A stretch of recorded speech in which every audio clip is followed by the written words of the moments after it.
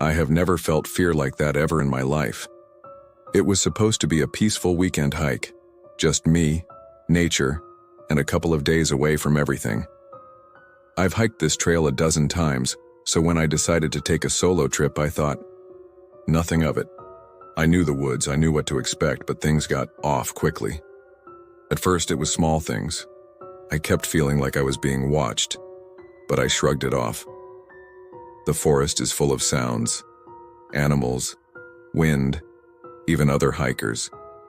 I pushed deeper into the trees, hoping to shake off the unease. Then I started hearing footsteps behind me.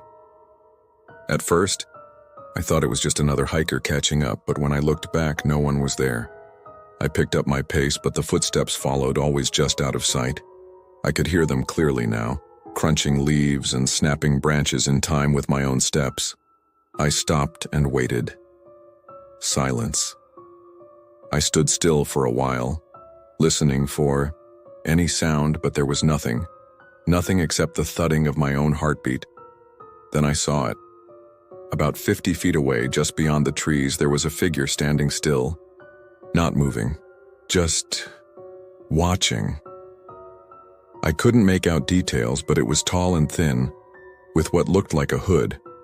My first thought was that it was someone else on the trail, but the longer I stared, the more wrong it felt. I called out, "Hey, you all right?" No response. I waited, but the figure didn't move. I took a step forward, and that's when it turned. But it didn't turn like a person would. It jerked its head around in one quick motion. Too fast, like something wasn't quite right about it. I froze.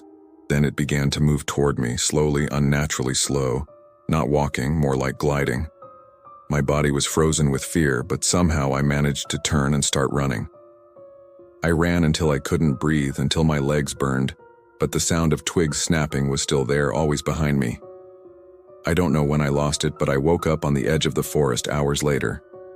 I'm back home now, but every night, I hear those footsteps again, closer and closer, like it's still out there waiting for me to return.